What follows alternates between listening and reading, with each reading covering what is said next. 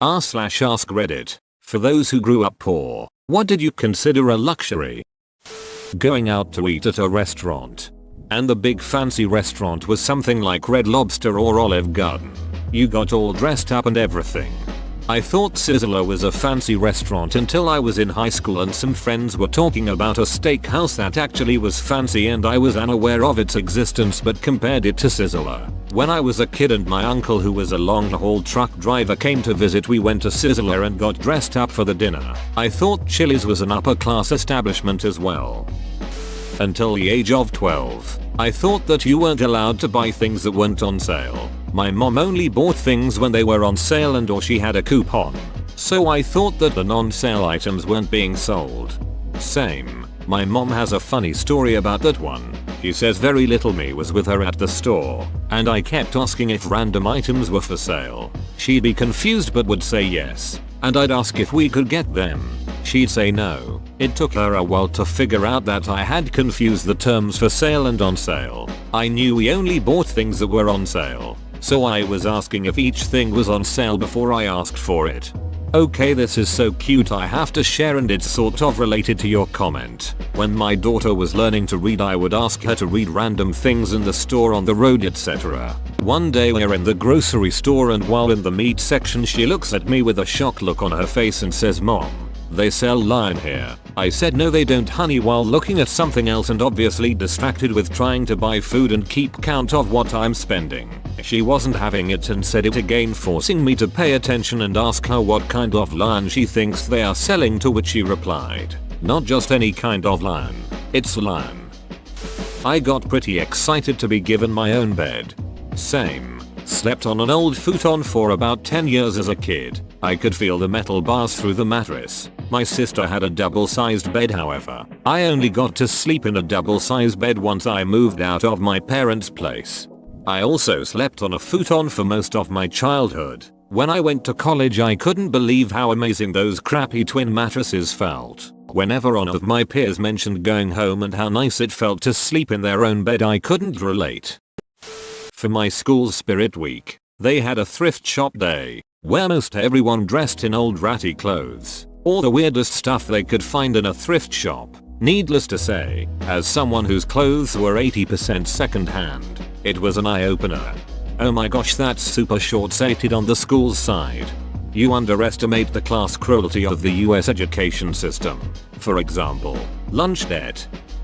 We're ordering pizza for dinner, and it isn't just plain mozzarella this time. Being able to get candy at a store, new school supplies, brand name food. Man, new school supplies, an actual trapper keeper is all I wanted.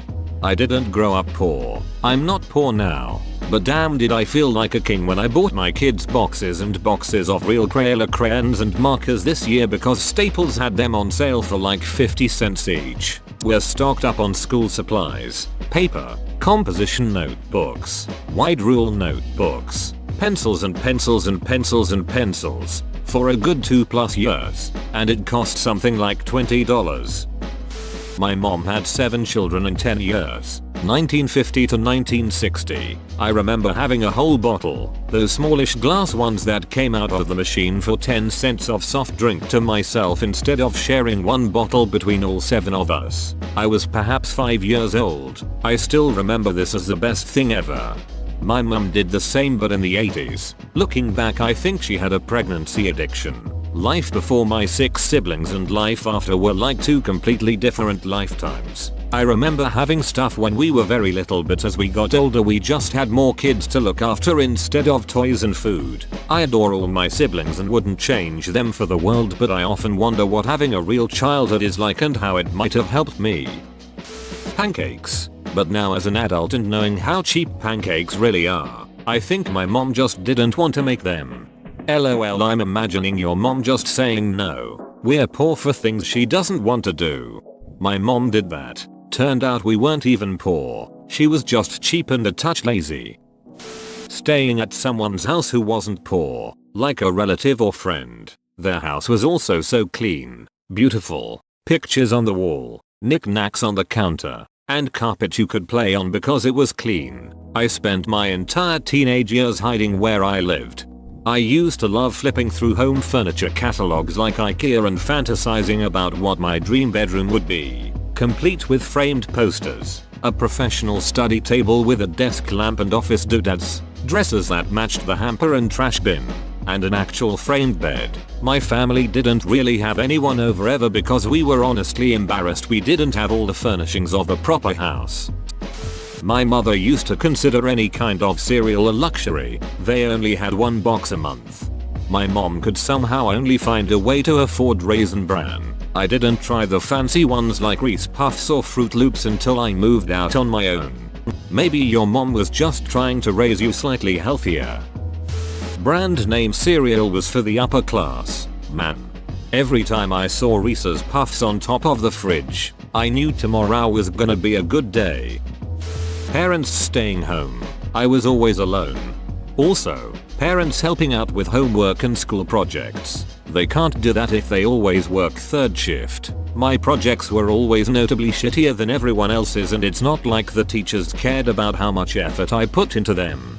My schools always had an option for science fair that if you weren't doing a research project you could just write a paper. I always wrote a paper because I never had help with my projects, nor did I have the resources to actually do a legitimate science fair project. The one year we had a few nickels, 5th grade, that I could actually afford to do a legitimate science fair project, I did one on electricity and conductivity of materials. By the time my class showed up to the cafeteria to present our projects, all the other kids picked off all the pieces of my project, so it was a board with some pictures and nothing else. I failed that for no fault of my own and never did another science fair project ever again the few times I was able to.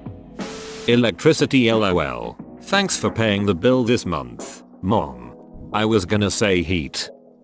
A hot shower. Cold showers were always available, but when you scraped enough cash to get some diesel fuel and get the burner to kick on long enough to have a hot shower, man, absolutely nothing better. Being allowed to turn on the heat during the winter, and also being able to hire a professional to fix broken appliances, plumbing, etc. I think that's what pushed me to be the jack of all trades type. If something broke, calling a professional was out of the question. Dad would fix it, sometimes shittily, but he'd do it. Definitely those types of experiences that shape you as a person. Having my own bedroom. Hey man, I am 32. I went from sleeping in the living room to sleeping with my girlfriend in our room. I've never had my own room yet, though I guess having a man cave is a decent alternative. I went from sharing a room with my 3 siblings, to sharing with 1 sibling, to sharing with 2 roommates, to sharing with my, now ex-boyfriend, and I now have my own room while my current boyfriend's room is right next door. It's luxurious. Air conditioning. Sometimes we had a jacked up old window unit that would cool down my parents' room on the hottest of summer nights, and we would sleep in sleeping bags on their floor. Sometimes it was broke. Sometimes it just wasn't hot enough to justify running it. Never during the day though. That's what the library was for. We had a window unit in the kitchen and we barely ran it because it was really only big enough to slightly cool down the kitchen. So my mom would flip it on when she was cooking or if we were eating at the table. We did have an attic fan that we could switch on and it did help to cool things off. But we slept with windows open, fans on us, and the attic fan going when it was hot. Going places during school vacation. The kids would be all like, what? You've never been to Z's amusement park? No, Trisha. My family doesn't even have a car, which is another luxury to me. I always felt so stupid when everyone would ask, where did you go this summer? So, as a warm up, everyone will briefly share with the class, in French, what they did over the summer.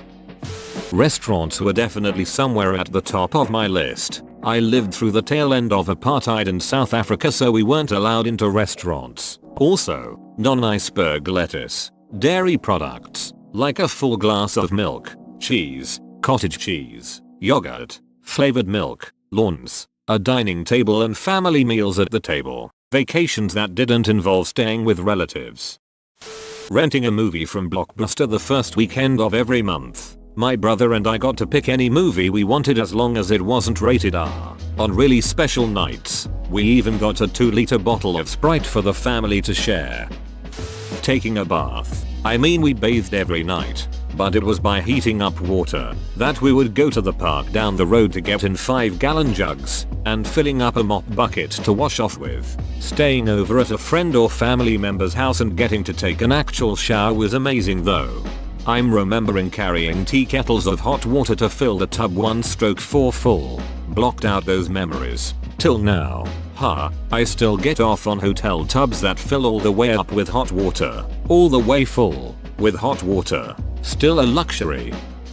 Buying new clothes. The days I justify ordering all kinds of dumb stuff online, but I've always felt a mental block on buying new clothes. It feels like an unjustified luxury because I always got by on second-hand clothes and free t-shirts. I used to go through hundreds of feet of all kinds of vine, thorn, brush, plenty of poison oak too. Be covered in burrs, chiggers, ticks to get at wild blackberries. They had thorns too. And fill my milk jugs with them. They were down in a low boggy place that was just inaccessible. No trail, no openings. Just a hell wall of green that led up to some swamp bog here and there. So plenty of mosquitoes too. Because my folks sure weren't buying them by the pint. Not even as good as the wild ones. And once I had tasted them, I ducking wanted them.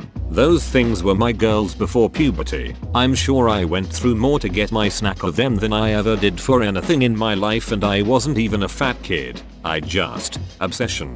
Come back home all bloodied and scratched up, my dad telling me I looked like I jumped inside a sack full of cats. Helping himself to my jugs of treasures. Mom with the Neosporin, the cure for it all.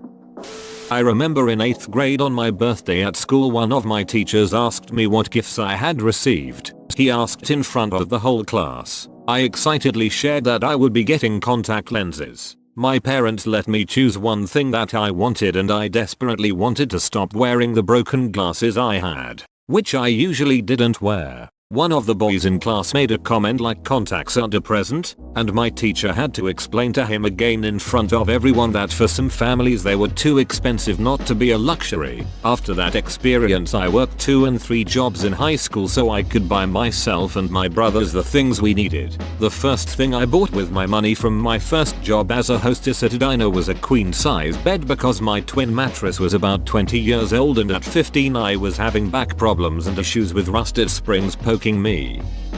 Christmas presents. I was a kid, and one year for Christmas when I was young, before I could recognize that I was making any kind of larger point, I said that I wanted my parents to just give my presents to the kids who didn't have anything.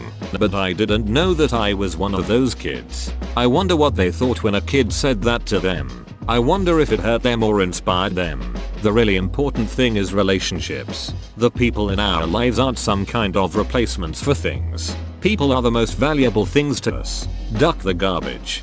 Don't buy anything this Christmas. Just spend it with your loved ones and genuinely express your love for them. That's the value. Things are garbage. People make a difference. Being poor in the Philippines meant no hot water for showers. This was manageable during dry season since it was always hot. But during rainy seasons when it would cool outside more, it really sucked. I just never enjoyed showers. When I moved to the US I had hot waters and baths. Holy crap, I now love getting clean. Actual real milk. My mum used to buy something called 5 pints. It was powdered milk that you added cold water to and shook to make milk. I remember the lumps of it in my cereal. Whoa, you made it to the end? You're a ducking beast. I'll cut you a deal. Smash like and subscribe for more curated content, bruh. It's free and that's a great price.